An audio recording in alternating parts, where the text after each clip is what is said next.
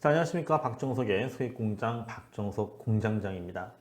자, 오늘 그 종목 엑기스는요, 바로 헬릭스미스인데, 자, 오늘 헬릭스미스가 또 크게 하락을 했습니다. 이제 크게 하락을 한 게 아마 이제 생각을 좀 해보면은 뭐 참으로 좀 어이가 없다라고 좀 생각들을 하실 거예요. 예, 자, 이 부정적인 레포트, 이 골드만삭스의 지금 이 매도, 투자 의견 하향, 목표 주가 하향. 자, 이 레포트가 나오면서, 자, 오늘 뭐 시작과 함께 뭐 주가는 하락 출발했고, 그러면서 이제 장중에 뭐 9만 원도 깨졌었다가, 그 다음에 9만 원대 위에서 이제 움직였었지만은, 결국에는 오늘 종가는 9만 원 아래 8만 9천 원대에서 마감을 했습니다. 자, 이 골드만삭스 또 이게 모 애널리스트죠. 그래서 뭐 다들 알고 계시니까 뭐 김상수 애널리스트. 자, 아마 이 헬릭스미스 좀 주주분들의 경우라면은 자, 이 연구원, 이 애널리스트에 대해서 아마 굉장히 좀 반감을 가지실 수밖에 없을 것 같습니다. 왜? 만약에 이 레포트가 없었더라면, 이 레포트가 오늘 안 나왔다고 한다면 오늘 이렇게 주가가 크게 빠지지 않았을 텐데 라고 하는 이제 그 가정에서 출발할 수밖에 없다라고 하는 부분들이죠. 자, 골드만삭스에서 왜 헬릭스미스에 대해서 목표가 투자 의견을 하향했는지, 자, 그 이유부터 일단 좀 알아보고 좀 진행을 하도록 하겠습니다.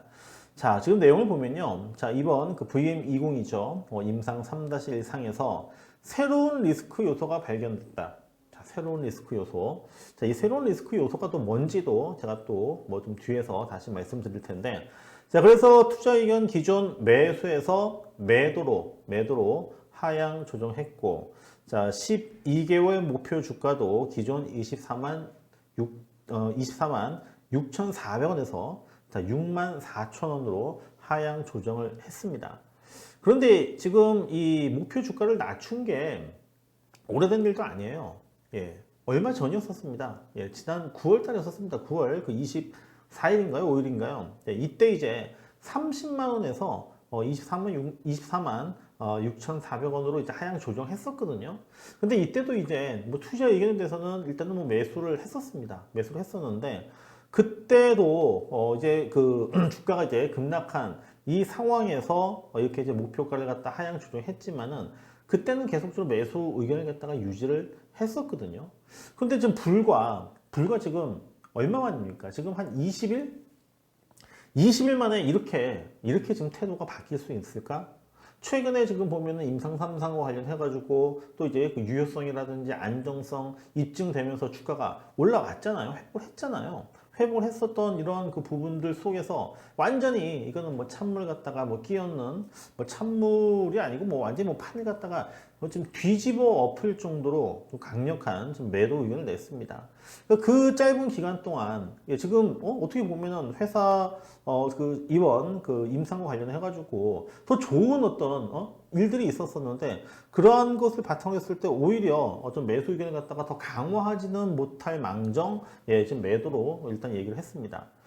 골드만삭스에서는 그렇게 얘기를 하겠죠. 객관적인 어떤 자료 입각을 해가지고 이 레포트를 썼다라고 얘기를 하는데, 그래서 지금 해당 리스크 요소가 뭔가 뭐 살펴봤더니만 뭐 임상시험 관리 시 발생할 수 있는 예측 불가능한 요소다. 그 다음에 위약 효과, 플라시보 효과죠. 이 통제 리스크가 생겼다. 또 일일 통증 기록 점수 측면에서 효능 개요가 약하다. 족부궤양 임상을 후순위로 돌린 점. 자, 이렇게 네 가지를 가지고 지금 해당 리스크 요소가 발생을 했다고 합니다. 그런데 이게 지금 그러니까 20일 사이에 지금 발생한 그러한 어떤 그 리스크 요인으로 좀 봐야 되는 것인지, 아니면은 그냥 어떤 리스크를 만들긴 만들어야 되는데 지금 그냥 우리가 알고 있는 그냥 두리뭉실한 이런 그 리스크 요인들을 갖다가 지금 내놓은 부분들이 아닌가라는 생각이 들어요. 그래서 이 결과를 이제 바탕으로 해가지고 요약을 하죠. 경험적 평균치를 통해 임상 성공 가능성 확률을 측정한 결과 POS, 이 POS가 바로 이제 임상 이제 성공 확률입니다. 기존 60%에서 22%로 하향 조정한다.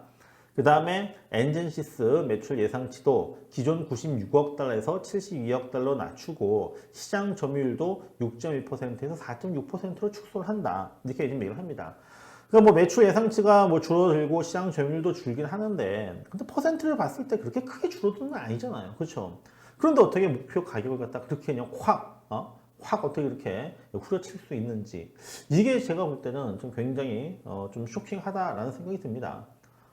그러니까 레포트의 내용이 뭐 맞을 수도 있고요, 뭐 틀릴 수도 있습니다. 뭐 이건 어떻게 보면은 애널리스트의 뭐 주관적인 의견이 뭐 상당히 좀 많이 뭐 들어갔을 것이다라는 뭐 판단을 좀 하는 부분들인데, 그렇다 하더라도 지금 이 목표가 지금 64,000원이라고 한다면은 지금 현재 가격보다 낮은 가격이잖아요. 그죠?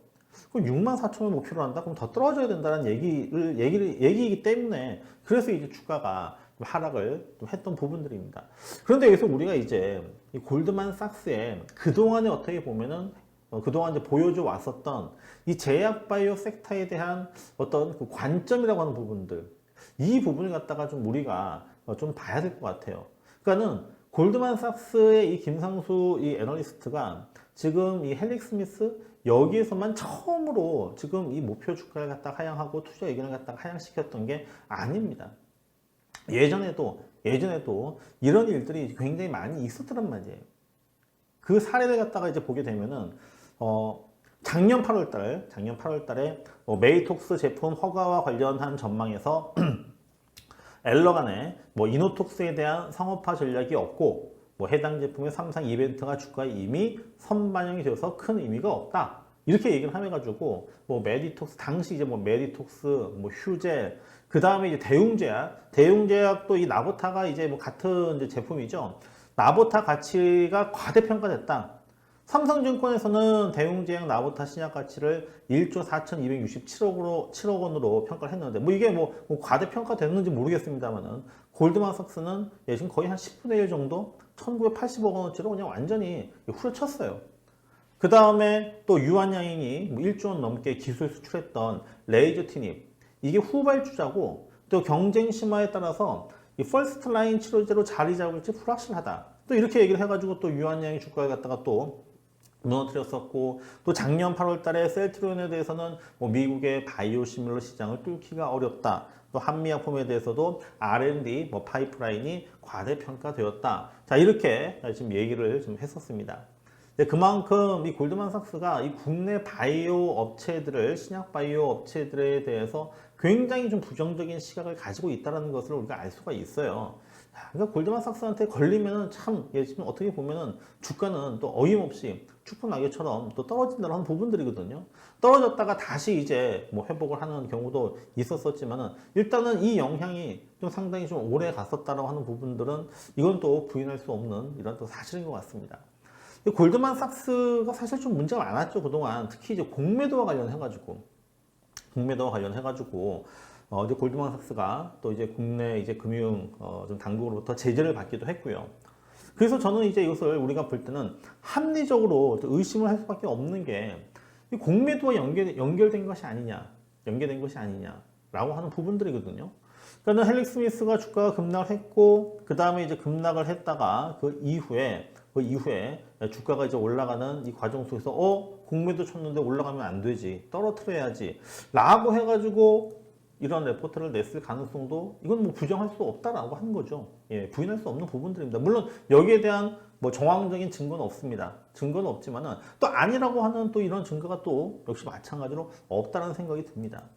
그래서 이번 레포트를 이제 보면서 정말 어떻게 보면은 이 헬릭 스미스라고 하는 지금 이 신약 업체가 한 사람에 의해서, 뭐 한 사람이든 뭐 골드만삭스든 간에 지금 이 증권사 레포트 하나로 이렇게까지 망가질 수 있다고 하는 부분이 굉장히 조금 좀 애달프다라는 생각을 하고요. 그리고 참 목표가도 참 공교롭게 64,000원이라고 얘기를 했는데, 그게 이제 보면은 지난 이제 9월 달에 최저 가격이에요. 이때 기록했었던 가격이 64,400원이거든요. 목표 가격도 이거 그냥 최저치로 그냥 대충 뭐 때려 맞춰가지고 굉장히 좀 성의 없게 쓴 게 아니냐라고 할 정도로, 그렇게 생각할 수 있을 정도로 지금 아마 이 레포트에 대해서 공감을 하지 못하실 것 같습니다.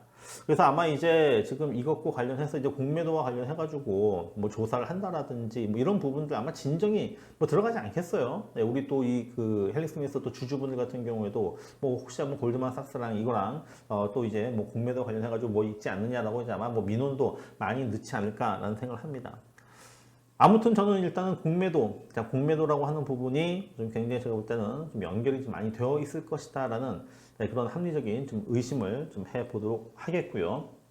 지금 뭐 주가가 이제 뭐 많이 하락을 한 이러한 뭐 상황이 있기 때문에 자 여기서 지금 뭐 또 다시 어떤 뭐 매도하고 뭐 다시 산다라고 하는 부분들보다는 해리스미스 뭐 어차피 어떻게 대응하시기로 하셨습니까? 자, 유효성과 안전성 일단 입증이 되었다는 말이죠. 어떤 과정에서의 어떤 문제였었던 것이지 네, 지금 어떤 그 성분의 그 효과라고 하는 부분들은 뭐 전혀 이상이 없다고 하는 부분들이 입증이 되었었기 때문에 그래서 지금 헬릭스미스의 경우에 뭐 굳이 여기서 또 어떤 뭐 기술적인 부분도 지금 현재 뭐 제가 뭐 말씀을 드리지 않겠습니다. 기술적인 의미가 제가 말씀드리기를 없다라고 이제 말씀을 이제 드렸었고요. 뭐 최근에 주가가 이제 뭐 10만 원이라고 하는 부분들 10만 원이 지켜져야 된다라고 했었지만은 자 이미 지금 뭐 10만 원이 뭐 깨진 상황에서 9만 원도 현재 뭐 깨진 상황에서는 여기서는 역시 마찬가지로 매도는 네, 큰 의미는 없다라는 점 말씀드리도록 하겠고 그 다음에 골드만삭스의 이런 의견에 대해서 회사에서도 이제 분명히 어떤 대응책들을 마련할 겁니다.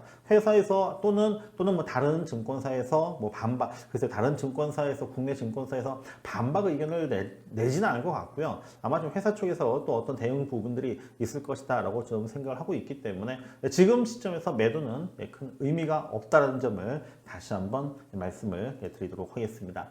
자, 지금까지 박정석의 수익공장 박정석 공장장이었었고요.